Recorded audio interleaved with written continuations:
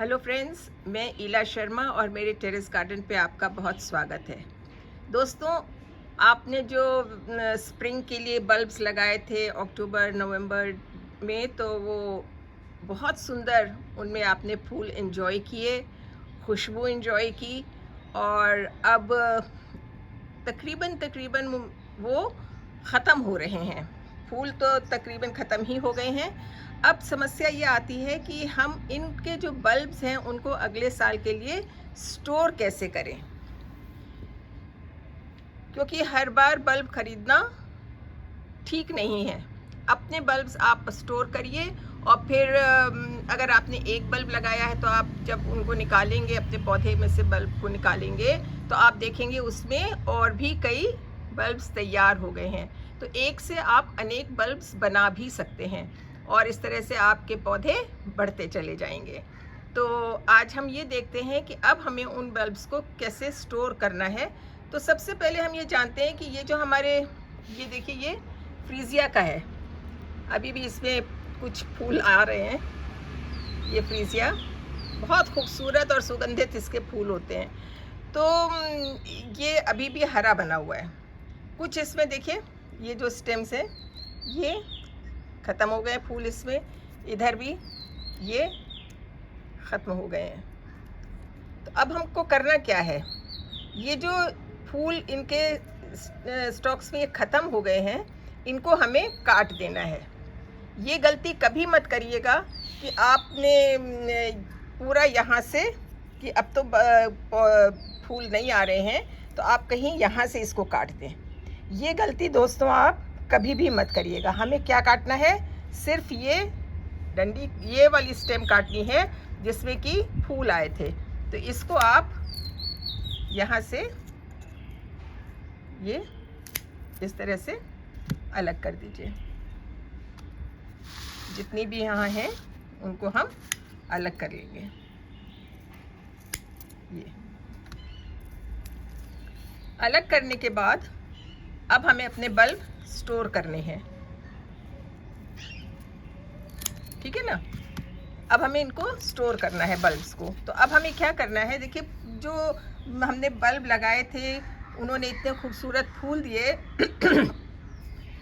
तो अब इनकी जो खुराक थी इस बल्ब में वो सारी ख़त्म हो गई है, उन्होंने फूल दे दिए हैं। तो अगले साल के लिए अगर हमें इनको रखना है तो हमें इनको फिर से पोषित करना पड़ेगा, इनको फिर से न्यूट्रिशन प्रदान करना पड़ेगा जो ये अपने में स्टोर कर लें, और फिर अगले साल जब हम इनको लगाएंगे तो ये फिर से हमको खूबसूरत फूल दें। तो वो तरीका कैसा है, आइए समझते हैं। तो ये हमने जो स्टॉक काट दिया है, तो अब ये देखिए पूरा फॉलिएज जिसका बना हुआ है। ये गलती मत करिएगा कि कभी आप इनको आपस में इस तरह से बांध दें कि ये तो इधर गिर रहा है उधर गिर रहा है। ये गलती मत करिएगा, इसको ऐसे ही रहने दीजिए जैसा है। अब आपको क्या करना है कि थोड़ी सी ये बोन मील, ये देखिए ये बोन मील है, क्योंकि बल्ब्स को फास्फोरस की ज़रूरत होती है, वही इनकी मेन खुराक है। तो बोन मील में खूब अच्छी फास्फोरस होती है। तो आप ये बोन मील लेके किनारे किनारे इसको इस तरह से 10 इंच के गमले में 1 टेबलस्पून भर के डाल दें। और क्या करना है, आपको पानी देते रहना है। ये जो सॉइल है ये सूखनी नहीं चाहिए, पानी आप अपने गमले में देते रहिए, जिससे कि ये जो आपने खुराक डाली है ये हमारे पौधों को मिलती रहे, और उसके माध्यम से बल्ब हमारा न्यूट्रिटिव होता रहे, न्यूट्रिशन उसको मिलता रहे। जब आपके पत्ते पीले पड़ने लग जाएं, जब ये टिप्स जो है ना, ये देखिए इस तरह से जब ये पीली पड़ने लग जाएं, एक दो अभी पीली पड़ने लग गई हैं, तो जब ये पीली पड़ने लग जाएं तब आप पानी इसका बिल्कुल रोक दीजिए। फिर हमको इसमें पानी नहीं देना है। फिर क्या होगा दोस्तों, आपकी सारी पत्तियां इस तरह से पीली पड़ जाएंगी। देखिए एक भी पत्ती काटी नहीं है और बांधा भी नहीं है इनको। सॉइल एकदम सूख गई है, सॉइल एकदम भुरभुरी होके सूख गई है, एकदम भुरभुरी हो गई है। अब हम क्या करेंगे, इसको सॉइल से, ज़मीन से, जहाँ पे ये मिट्टी है वहाँ से 3-4 इंच ऊपर, ये यहाँ से इसको हम काट देंगे। अब हम काटेंगे इन पत्तियों को।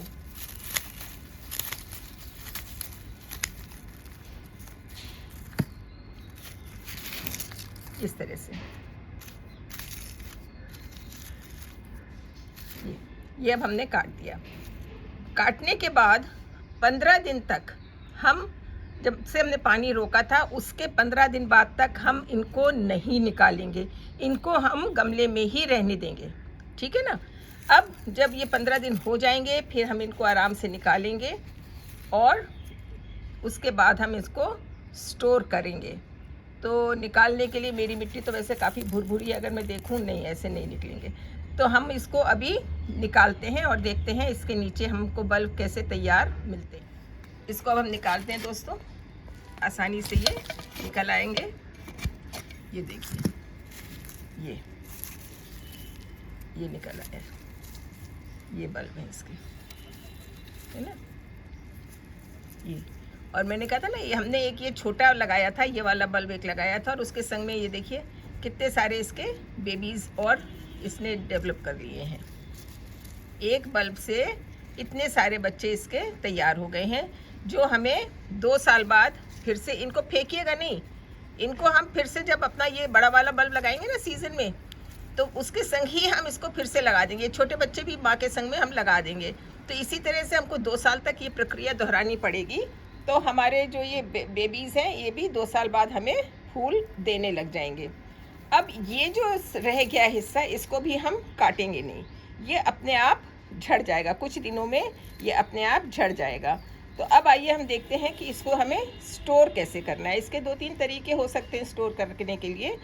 पहली बात तो ये है, कभी भी इनको आप पॉलीथीन में स्टोर मत करिएगा। पॉलीथीन या जिप लॉक जो होते हैं उनमें हम इसको कभी भी स्टोर नहीं करेंगे। जैसे मैं करती हूँ वो तरीके मैं आपको बताती हूँ। आइए देखते हैं। ये टोकरी है जाली वाली, और इसमें ये नेट का पूरे में कवरिंग हो रखी है, पूरे में ये नेट लगा हुआ है, और यहाँ पे एक जिप लगा है। ये देखिए, ये जिप लगा है इसमें, और इस जिप की मदद से इसका ये फ्लैप जो है ये खुल जाता है पूरा। इसमें मैं लगा लेती हूँ न्यूज़पेपर, ये इस तरह से। और इसमें आप कई लेयर्स लगा सकते हैं। जैसे ये हल्दी है, इसमें हमने रखी थी, ये हल्दी के राइजोम्स इसमें हमने रख दिए थे, और थोड़ी सा हम डिस्टेंस बना के थोड़े थोड़े दूर दूर पे रखेंगे, टच नहीं करने चाहिए। इसके ऊपर ये फिर से एक न्यूज़पेपर लगा दिया, और फिर इस तरह से दूसरी लेयर लगा दी। मैक्सिमम आप 3 लेयर इस तरह से एक के ऊपर एक लगा सकते हैं। इस टोकरी में हवा जाती रहेगी तो आपके जो बल्ब्स हैं वो ख़राब नहीं होंगे। तो एक तो तरीका ये हो गया। दूसरा तरीका आपको हम दिखाते हैं। दूसरा तरीका है ये कार्डबोर्ड बॉक्स में स्टोर करने का। स्टोर करने से पहले आप इस तरह से उसमें सुराख बना लीजिए, क्योंकि बल्ब्स में हवा जाने की बहुत ज़रूरत है। अगर आपके बल्ब्स में हवा नहीं जाएगी तो क्या होगा कि आपके बल्ब्स ख़राब हो सकते हैं, रॉट हो सकते हैं। तो इसमें इस तरह से आप सुराख बना लें दोनों तरफ। उसके बाद हमने क्या करा है कि इसमें हमने भरी है कोकोपीट।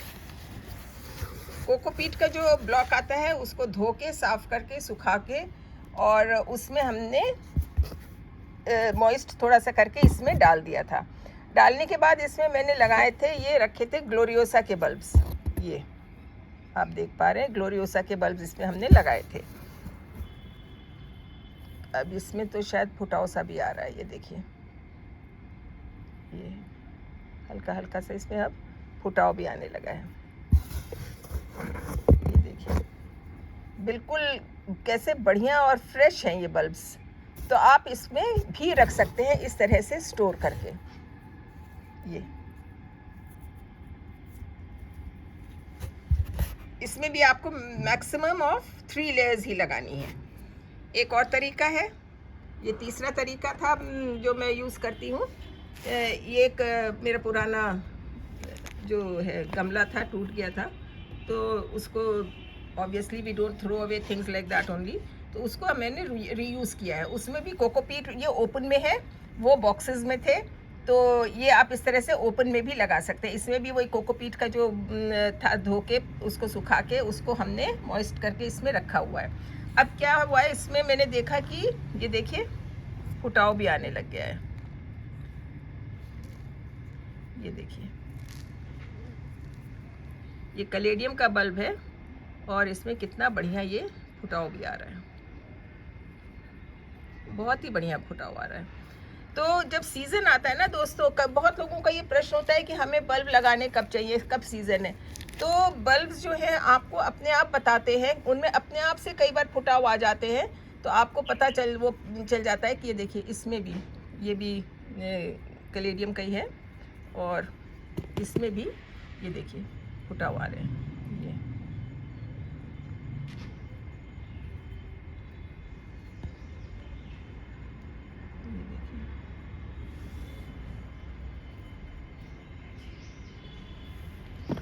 और में भी शायद आ रहे हो, देखें हम, ये देखिए इसमें कितने अच्छे फुटाव आ रहे हैं। ये बहुत अच्छे फुटाव आ रहे हैं इसमें भी। तो इस तरह से आप अपने बल्ब्स को स्टोर कर सकते हैं। अब ये जो डिब्बे या टोकरी या इस तरह से हमने जो तैयार किया है, प्रश्न ये उठता है कि इनको अब रखना कहाँ है। तो इनको हमें रखना है थोड़ा जहाँ ठंडक हो, कूल एंड ड्राई, सूखा हो, ऐसी जगह पे हमको स्टोर करके रखना है। दूसरा ये बहुत ध्यान रखना है आपको कि वहाँ पे रोडेंट्स माने चूहे वगैरह ना आते हों, नहीं तो वो इनको निकाल के नष्ट कर सकते हैं। और तीसरी बात ये है कि आप इनको थोड़ा सा मॉइस्ट अगर रखेंगे तो ये ड्राई नहीं होंगे और इनमें इस तरह से फुटाव भी सीज़न आने के पहले शुरू हो जाएंगे। तो दोस्तों, आप भी अपने जो सीजनल अभी बल्ब्स आपने निकाले हैं या नहीं निकाले हैं, उनको आप इस तरह से स्टोर करके रख सकते हैं अपने अगले साल के लिए और सुंदर फूल पा सकते हैं। तो ये वीडियो दोस्तों अगर आपको पसंद आया हो तो लाइक करिएगा, शेयर करिएगा और चैनल को सब्सक्राइब करना बिल्कुल भी मत भूलिएगा। Thank you friends, happy gardening and good day.